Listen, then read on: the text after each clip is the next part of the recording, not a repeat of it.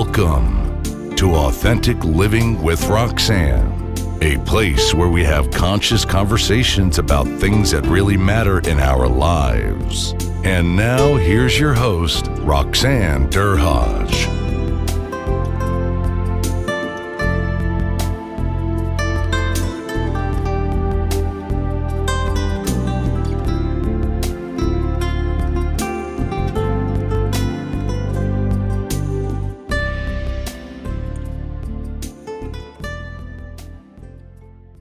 Everyone, it's Roxanne Derhodge with Authentic Living with Roxanne. Today I have a special friend and colleague and Canada's recognition expert, Sarah McVanel, with us. Sarah's been my guest, obviously, a couple times, and it's always a pleasure, Sarah, for you to spending your time coming in and sharing with us about recognition.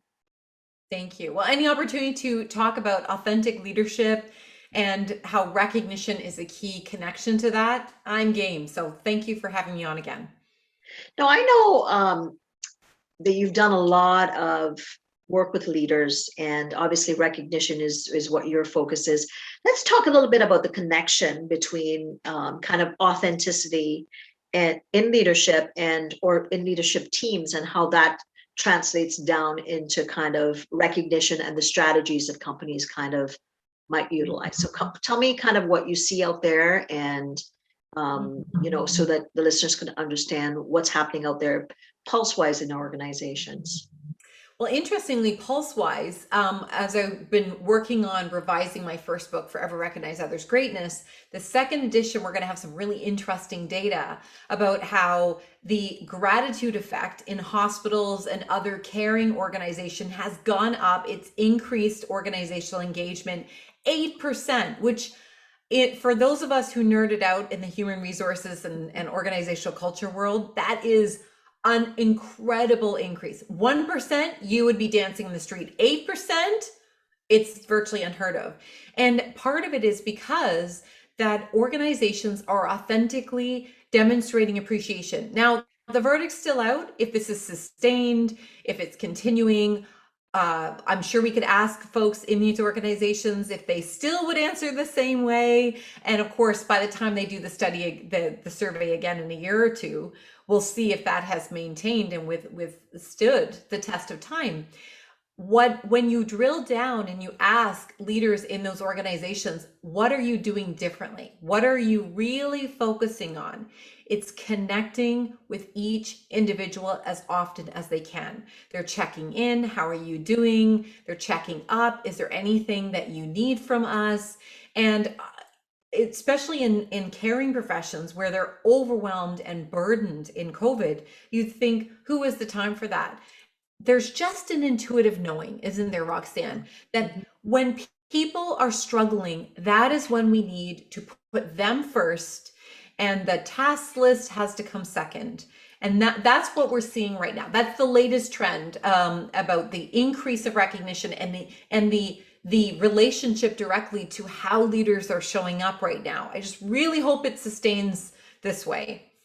So to clarify then, so you're saying, because they're doing the small things, the small bits of connections, taking the time, just checking in with people, employees are showing a gratitude increase just because people are doing the small microscopic things to let them know they matter. And that in turn is making employees feel more connected to their leaders and their leadership teams. Probably the gratitude effect is going both ways. That because the organizations and leaders are feeling grateful and expressing it authentically. So I really appreciate you picked up this extra shift. I know it's tough. How are you doing? I know you're just back from having had your positive test and now you're back. How are you doing? It's the specific acknowledgement person by person versus people feeling like a number, which is often in organizations where authenticity is low and recognition is low, people feel like just a number. They feel it's very transactional. You could replace me with somebody else. And if you found somebody cheaper, you'd replace me tomorrow. And sadly, that is the reality for many people. They assume that because that's sort of the way they're treated. Even if the organization doesn't believe that, it's the way in which that happens. Hiring and performance appraisals and or conversations are coach like versus more telling. There's lots of those things that are shifting a little bit right now. And then it creates a reciprocal gratitude effect. Like, I really appreciate that you checked in, and I'm glad that you noticed, and thank you for acknowledging that this is hard. To use the example of healthcare, which is a lot of my clients are in the caring professions, healthcare being one of them. Everyone does the best they can. That is why you choose to work in healthcare. It's part of the deal, so to speak. And healthcare professionals are used to giving so much. If anything, they give, human giver syndrome. I give more than I take back. We can get compassion fatigued. What can help insulate against that is when people feel seen, heard, valued. So don't forget to take your break. And thank you so much for delaying your break. And, I'm not going to call you in next shift. I know we're short staffed, and thank you for volunteering. We're gonna do our very best to fill the position. So really tuning into what people are going through and acknowledging the human behind the job, as opposed to we have a job to do that we need a human to fill that position or that shift. Well, that's pretty impressive because in coaching a couple of nurses and senior leaders in hospitals, a lot of them are saying, and I don't know, this is interesting because they're saying that they're holding their breath, like because they are so overworked, and if they call in sick, they really don't want to leave their peers kind of in the lurch, right? So it's interesting that somewhere in there, and we know we've been at this, I've lost count now, 18 months, 19 months into this, that, somehow we're recognized as human beings. This is like an anomaly, period. None of us have been through this again. There's no template for this. That somewhere in there, the element of, I'm going to just show my humanness to someone else, right? Because the level of grief that everybody's under, and then you I would say you can multiply it by 100 when you go into the hospital environment. Everybody's feeling it. People have lost family members, anybody that's gone through that, there's a ripple effect in families, all those things. But when you go into the hospital and when you actually see the pain, that must be a hard level to be at, right? Because now you're not removed, you're going into the eye of the storm every single day. And that's a tough place to be. And so it's nice to know that that's happening overall. And to your point, I hope that it continues, because yes, we stepped up through this time, but we really need to keep those positives, because what a nice thing to feel like I'm being validated just because of who I am.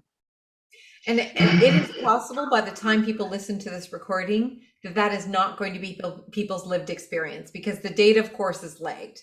That I'm quoting data that was analyzed from data that was collected probably a year ago now. It was analyzed a few months ago as I'm writing my manuscript, and here we are. So there's always a lag time in data. We can never. Right. It's very challenging to say this is the pulse in this industry today. Yeah. But I can tell you, though, if we look at this from a micro lesson perspective, is that when leaders stepped up when people needed it most, and they tried to see that what individuals needed, it worked, not just in that moment, I'm sure, to help that individual. People noticed. Individuals, they expressed it by the time they went and they did their engagement survey, thinking about what is it like around here right now. And we have a recency bias. All of us humans have recency biases. So really, when you're doing the engagement survey, it's about what has been happening lately. As much as we'd like to believe we're measuring the last year or 2 years, whatever, since it's been the last survey, it really is the recency effect. So what is really happening in the last couple of months, and how have I experienced my manager, my colleagues, my workplace, my workload, my health and safety, and so forth, all the drivers related to engagement. People have noticed that when they've been surveyed, that when there was the greatest need for empathy, for compassion, for understanding, we were able to rise to the challenge of connecting on a human to human level. Why I say to you, Roxanne, I think you echoed this, is where we hope this continues, is we weren't any less human before COVID. We weren't any less human or more human during it. We're certainly not now. We're not going to be less human later. It's just we get, sometimes it takes these experiences for us to remember the things that have existed all along that are really fundamental. I know you and I both connect on the level of how are people able to do their best work, innovate, contribute meaningfully to the team environment, offer or be willing to be promoted despite the fact it could be greater spotlight on them or pressure for maybe not that much more money. There's a lot of things that the stakes are really high. And it's in a lot of industries, it's easier to be one of the crowd. Healthcare and insurance and in education, it's a lot easier to be one of many who do a great job, and you can make a direct impact. This is what you studied to do. This is what you're good at. For people to step into leadership out of something they know into something that they don't know as well, and into something that's more visible and with less job security, then it's usually for other reasons. Yes, of course, there can be ego and money and all of those other things. And it's likely also to try to make an impact. It just may be a little bit of a different one. So we want to capitalize on those authentic leaders, those truly human leaders. And we need it because we're in the midst of what we're now calling the Great Resignation. And this is across industries. People are leaving their jobs, they're leaving their field, they're going down to part-time. A lot of folks are, my family doctor retired during COVID and he's 60-something. So this is where I'm doing most of my speaking, is for those authentic leaders still in the audience, really wanting to hold on to their peers. If they're an executive group like the one I'm speaking for a little bit later this week, they wanting to hold on to their middle managers about how important they are. And they want to hold on to their staff and not just keep them. They want to keep them inspired and motivated and feel appreciated, regardless of the context and the circumstance. So recognition is really the easiest way. We just have to deliver it in a way that is authentic. Good job. It needs to be wiped out of our vocabulary because it has become artificial. That's why Employee of the Month doesn't work. That's why sometimes even in organizations with a long tenure, such as a hospital or a teaching organization, the long service awards, that appreciating people based on tenure, although you don't want to necessarily get rid of them if you truly have a long tenured organization, it doesn't have an authentic feel to it. If you show up to a virtual or in non-COVID live dinner and you just walk across the stage and your name is read. Well, what about the employee who's been there 30 years? Somebody should say something about them, put their picture up on the slide, share silly moments, let them share a speech if they want to. We don't leverage these opportunities to authentically acknowledge the people that contribute so much, whether you've been there 5 months, 5 years, or 35 years. It's a little bit of a soapbox. Can you tell I'm a tiny bit passionate about authentic recognition? A wee bit, just a wee bit. Just a little bit, yeah. So let's talk about the innovative ways that you've seen leaders showed their authenticity through this time, because I'm sure you kind of get perceived a certain way as a leader. And I know there's a lot of phenomenal leaders. I know I was so fortunate that you introduced me to some fantastic, authentic leaders that I was able to interview for the book. So tell me about what you've seen with these authentic leaders through, not just through COVID. I'm sure they had a certain amount, but they had to ramp, they just, it was exponential. What kind of things did you see that they did different with recognition through this time that made people feel like, I'm valuable, I'm important? Yeah. Well, one is keep your program. Don't just, abandon it and say, well, when we're all back in the office or when it's a more convenient time, we'll do it. I-24 Call Management Solutions out of Montreal, Canada. Their owner, Gary Blair, third generation ownership. So, not dialing it in, that's for sure. He is still actively building, growing, supporting the staff in his business. And they actually have a chief engagement officer, right? Hilt. So you can tell this is the kind of passion this organization has if you have a chief engagement officer.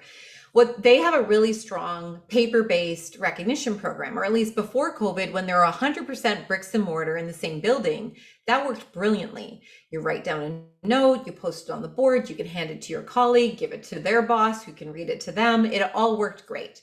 It was very well utilized. It was normally high turnover industry, and they have the double challenge of needing people in English and French. So a bilingual, high turnover industry, that's a really tough, that's where your culture really needs to be authentic. Well, when they all had to, because it was a hotspot for COVID at the beginning in Canada, in that city, they had to all go virtual very quickly. So they went to the organization that does a lot of their computer tech systems for their communications. And they said, like, is there a way of taking this, they call it WOW, their WOW board and WOW awards, and move it virtually? And they did that very, very quickly.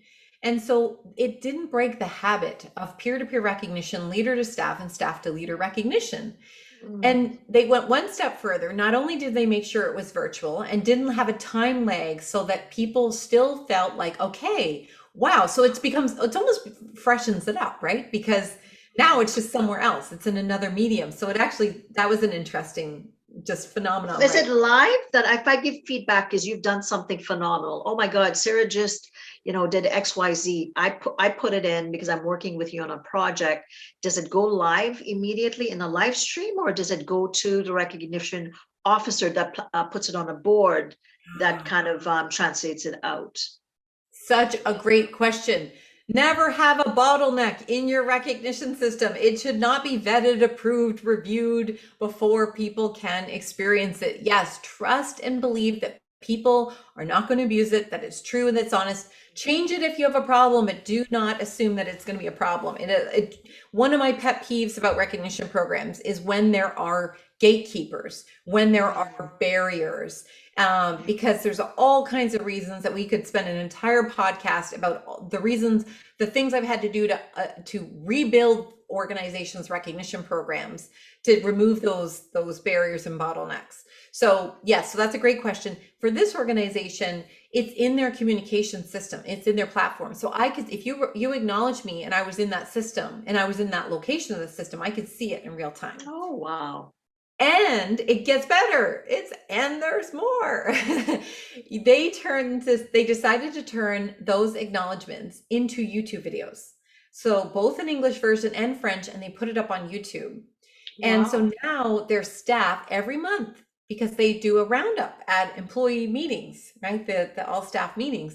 And now you can see it. And what a source of pride that is. You could share it with your family. Your customers can now see it. And their business is going to be much stronger. As you can imagine, who doesn't want to work with a company where I can see by looking at their YouTube channel how great their people are? They put it on their Facebook channel, their Facebook page, their company page. So this is one of the interesting things about an organization that was already had a strong culture. They were battling very effectively the normal retention and turnover crisis that exists in their industry, which further validates authentic leadership was working well, and recognition was a key foundational element to that. They used COVID, initially was an obstacle. They used it as a way to get creative and innovative. And now if you ask them, they will not stop doing their videos. They will not, if they all physically go back in the office together, which it's unlikely. That's an organization and an industry that could actually have a blended hybrid model based on desires and needs. It's entirely possible. So they can have the paper-based, they can have the virtual, they can have the YouTube. They'll probably innovate it 18 more times, which is exactly what we need to do to recognize. Because as new staff join, they may bring new ideas, have different expectations. It may be an opportunity to go back to basics of some of the things that if you've got new folks who maybe didn't see the way it was, and you can try some of those things. So so many part of possibilities, so many possibilities though, because I'm thinking from the relational transparency lens of authentic leadership. So, generally a lot of times, when I was in corporate, it was kind of like front of the house, back of the house kind of thing, right? Mhm. And, but what I hear is that this barrier has now been removed, because then if I'm trying to work with that company, and I'm just trying to get a sense of what's the pulse like to work with that company, it's out there. Like, their employees are talking about each other. I can check it out. Versus, when I was a corporate consultant, I would go in quite literally, Sarah, and I don't know if you can relate to this. And when I would, be assigned a new account as an executive, I would generally have to go in, obviously meet all the senior people, and then talk about the rollout strategy, those types of things. And I oftentimes would sit in these towers in Toronto or wherever, and I would be, I'm here to see, so and so, and they wouldn't know who I was. And I would sit there, sometimes in the lobby, because they're busy, sometimes 15 minutes or something. And oftentimes I could get a sense of what the corporate culture was just by the interface that I would be seeing kind of in that, that lobby, by the reception, how they answered the phone, how people were kind of walking past each other, those types of things, right? Like, that was my kind of, but this takes it like to a whole other level. And oftentimes what I felt sitting there was what was the context of a culture. Well, it's so funny that you give that example. I have not thought about this in 2 years, maybe 2.5 years. Henry Schein, which is a company, I believe they make dental equipment and products. Yes. You know them. So Yes. when I was going to meet with their CFO and his EA to plan, every summer they do an engagement where they bring everybody together to celebrate their customer service and finance teams as a way of acknowledgement, which gotta love CFOs who get the importance of that. And it was true and authentic. It wasn't just like, oh, I need to check it off the list. It was meaningful. Glenn and Sherry, I'll never forget, Glenn CFO, Sherry, his amazing EA, what a dynamo team. So as I'm going in there and I'm going to signing in, I'm looking around and everybody's dressed in rock and roll outfits. Somebody looks like Madonna, and somebody looks like Michael Jackson, and somebody looks like Billie Holiday, and there's records on the wall, and there's a record. Somebody brought in a record player, and I said, I don't know if I'm in the right place. The name on the building says where I think I'm supposed to be. And she said, oh, no, you just came on our, I don't know what it was, our summer something or other day. I can't even remember it because it was so culture specific that it was a day. And Sherry came down to get me, and her funky, I think it was Shania Twain. She was Shania Twain. She brought me up, and I met Glenn. I'm like, Glenn, where's your outfit? And I think he put on a cowboy hat, and he said, I am a country music singer. Decide which one. So, even he tried his best to, get into it. But the point is, you could feel it. You could. Mm-hmm. So here I am going to meet with this company about how do you do an employee appreciation event, your annual appreciation event, on a day when it is the annual day where they do it was some contest, and they do like these quizzes, and they said, oh yeah, by the way, if you want to enter the quiz, here's the little quiz, and the draw is at 4. And even the guests who were there visiting with people that day were allowed to participate. I could tell I was going to love this group. Yes. And sure enough, I've done events for them twice. It's an amazing group. So what we do and how we do it speaks volumes. And you're right, it's so visible that people can see it when they come to the front lobby. People can hear it on the other end of the phone. People can tell when you apply for a job there. So many invisible cultural indicators that we need people who with fresh eyes to tell us that there's an inauthenticity match here. Because we may not see, you can't see the label from inside the jar. So yeah, go and be like a beginner's mind, right? Go sit in your own lobby. Go go sit in your own waiting room. Not that we should have waiting rooms, but that's a whole other issue. Go, make a phone call to your own company and see what happens. Yes. Study what the experience is like for other employees and your customers and the people you serve. Right, because it's like, what do you call it? What's it called? The invisible shopper, or the what is that Oh term? yeah. Oh, the secret shopper. Secret shopper kind of thing, right? Like, because really, and what would happen to me is, because oftentimes I'd have to deal with lots of levels of leadership, all the way to the front line, because we would be rolling it out to the front line. It was a confidential service. We'd be seeing trends that was happening. So I would, go. For instance, I dealt with the light union for the theaters in Toronto. So guess what they did, right? So they took me behind the scenes about 10 minutes before production to see The Lion King. So here I am, and they said, we want you to see it through the eyes of what we go through. And I said, oh boy, this is going to be fun. I get to see The Lion King, but I get to see it behind the scenes. Sarah, the most amazing experience, because it really showed me how to look at it from the lens of perfection, what they had to create. And my challenge was, we'd like you to count how many mistakes you see. So I'm like, all right then. So I'm right on. I'm like, got my eagle eyes out. I did not count once. There was 35 glitches, and I did not see one. Because they're so quick at problem solving and fixing. They reconstructed computers behind the scenes that could have affected things.